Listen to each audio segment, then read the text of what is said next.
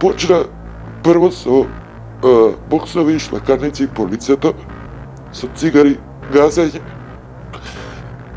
Бев врзувана левата нога и десната рака позади грб. Тепара и малтретирана до смрт. Карантинот и полициските часови им паднаа тешко на многу граѓани, но меѓу оние што страдаа најмногу се жртвите на семејното насилство. Него го извадија на балкон, мене ме прашувава, ама како ништо да не било. Да ништо не ти е.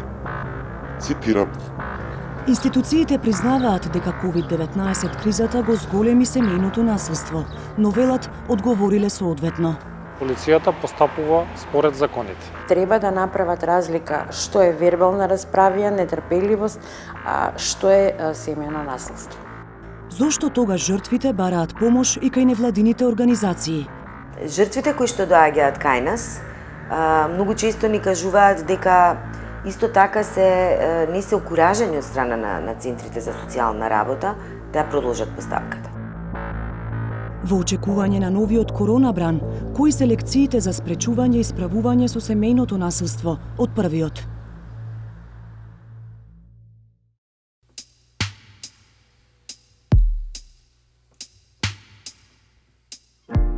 Ако имаше Нобелова награда за издржливост, сигурно ќе ми ја доделеа мене, но не се гордеам со тоа. Вака накратко ја опишува својата голгота, пензионерка од Македонија, раскажувајќи за децениската семејна тортура. Бев заклучена во гаража на минус 5-6, не знам, снег, ладно.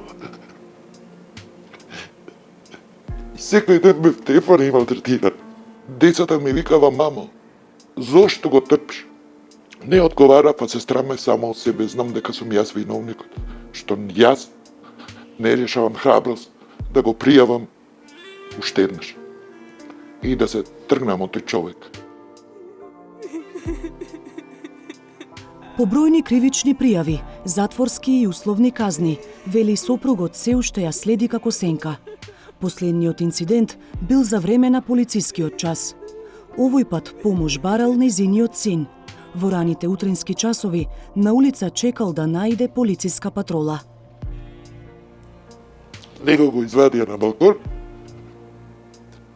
мене ме прашувава, ама како ништо да не било. Да ништо не ти е. Цитирам. Голема работа. Па сега се знае сега. Кај се дело маж и жена 24/7 да бидат долу. Во присуство на сопругот дала согласност за уште една кривична пријава, а за тоа треба процедура. Ми рекоа да одам за бајлето, тоа беше веќе 5 сат за бајле. Да одам во болница за да извадам лекарско.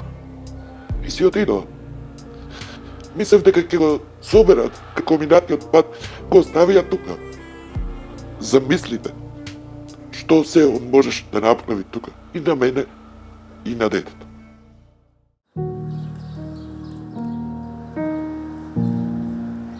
Според Законот за превенција, спречување и заштита од семејно насилство, полицијата е должна да процени колкав е ризикот жртвата да остане под ист покрив со оној кој што го пријавила за насилството.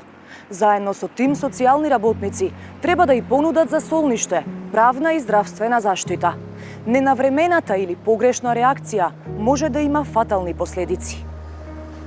А дека неретко се случува семејното насилство да заврши со убиство, сведочат од Хелсиншкиот комитет, невладина организација која им помага на жртвите на семејно насилство. Кај нас, иако сме мала држава, има исклучително висок број на фемициди и во речиси сите случаи ние сме утврдиле дека насилството пред да се случи настапи смртта, односно убиството, предходеле пријавување од страна на жртвата, но не биле преземени соодветните мерки за да жртвата се заштити. Многу е свеж случајот пред некое време мислам дека во Гостиварско село беше, каде една млада жена беше убиена со секира од страна на нејзиниот сопруг. Дури во тој случај, од информациите кои што ние ги имаме, утврдивме дека и тој случај имало пријавувано и во тој случај инциденти, односно насилство врз жената. Значи, повторно не се проценило дека може да дојде до смртни последици. Тоа значи дека постои аномалија во системот. Аномалијата за која говорат од Хелсиншкиот комитет може да се види од статистиката што 360 степени ја обезбеди од Министерството за внатрешни работи. Во вториот квартал од годинава, април-јуни, период во кој имаше најмногу денови со полициски часови, полицијата регистрирала рекорден број на така наречени поплаки, 985, што е за 34% повеќе од истиот период лани и дури 50% повеќе, споредено со преклани. Но, апсурдно, бројот на кривични дела поврзани со семејно насилство се намалил, споредено со истиот период во изминатите 2 години.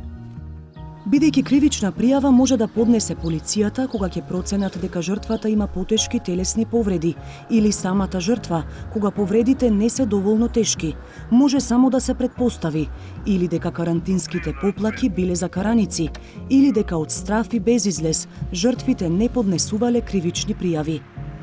Од МВР тврдат дека никој не бил оставен на цедило и дека мерките зависат од тежината на повредите кај жртвата. Секој случај е различен имаме од случај до случај. Според тоа каква е тежината, нели, доколку имаме видливи телесни повреди, тогаш се постапува, нели, како пријава. Доколку е вербално насилство, тогаш одиме како поплака. Доколку полицајците постапиле спротивно на законот, Ангеловски вели дека имаат постапки за жалби. Полицијата постапува според законите. Доколку некој има било какво спротивно тврдење, доколку некој има поплака за постапување на полицискиот службеник, ние имаме оддел за внатрешна контрола, каде што треба да се пријави тој случај, и доколку полицискиот службеник постапил спротивно на законите и правилата, тогаш тој ќе биде соодветно санкциониран.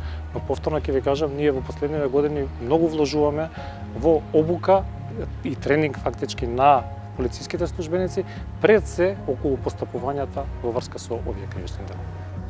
Во одлуката и правната битка дали кривично да се пријави насилникот и како, десна рака на жртвите треба да им биде центарот за социјална работа.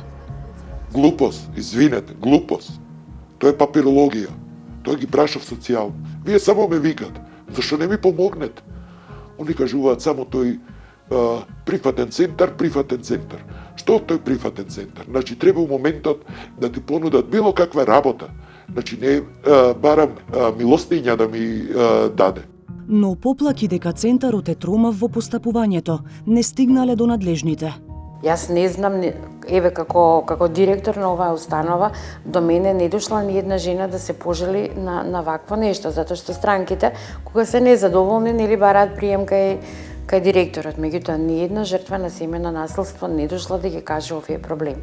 Значи, повторно ќе кажам, повици има најмногу ноќе за семејно насилство, повици има за викенд, на сите повици е одговорено, таму каде што треба е веднаш излезено и постапено и пружена е соодветната заштита од наша страна и од страна на МВР. За Станоевиќ, проблем не е неажурност на системот, туку оние што толерираат насилство. До тие смртни случаеви често доаѓа поради тоа што жртвите се многу колебливи. Ке покренат постапка пред надлежен центар, па кога ќе се видат неколку пати со сопругот, еве конкретно, кога тој ќе напише изјава или ќе вети дека нема да го повтори насилството, тие се враќаат во средината и повторно се случува насилство, а се случуваат и убиства. Значи, треба да ги охрабриме жртвите, постапките да ги тераат до крај. Но фактот што многу жртви бараат помош од невладиниот сектор наместо во институциите, говори за нешто друго. Жртвите кои што доаѓаат кај нас, многу често ни кажуваат дека исто така не се окуражени од страна на центрите за социјална работа да продолжат постапката. Се наоѓаат као други форми, се предлагаат други форми, па сега ќе да седнеш да разговараш, да се обидеш да ја надминеш таа состојба во твоето семејство. Излегува на крајот дека жената е таа која што е заслужна за мирот и хармонијата во семејството. На неколку стотини страници, со еден куп тужби и лекарски потврди од разни телесни повреди, испишана е и друга животна приказна. Над 20 годишна битка за жал. Насилство, уцени, рекет, понишувања, малтретирања. Судска разрешница имало само за 2 од кривичните пријави. Еднаш поранешниот сопруг добил ослободителна пресуда, вториот пат е осуден условно. Борбата е долгорочна, тоа е всушност еден непрекинат круг, лавиринт, бесконечен. Во обид да најде заштита, избегала во странство, но во отсуство е осудена за одземање на малолетник и завршува во затвор. За брзо време излегува на слобода, но последиците од долгогодишната тортура се несогледливи, особено врз нејзиното дете. Детето има симптоми кои се очигледно поврзани со стресот и тековните стравови, како меѓу другото кошмари и лош сон. Тој се уште муча во кревет, што инаку обично завршува кај деца со многу помала возраст. Уште еден чест знак на претходно лоши искуства со сведочење на насилство во домот, и дека тој има проблем со регулирање на своето расположение со големи експлозивни испади како последица на ова. Во ова тој може да стане насилен и тешко може да му се помогне во тоа. Семејното насилство не е запишано како посебно дело во кривичниот законник, туку е впишано во дела како нанесување телесни повреди, присилба, убиство и загрозување на сигурноста. А колку се казнува, говори статистиката. Од 374 правосилни предмети на подрачјето на Скопје во последните 5 години, само во 68 има казна затвор за насилникот. Во 188 случаи тој е условно осуден. 46 постапки се запрени, а другите завршиле со глоба, задолжително советување и друго. Правдина што доцни веќе не е правдина, жал ми е за тие што грешат, за тие што се огрешиле, што донале погрешни одлуки против мене. Тие се за жалење.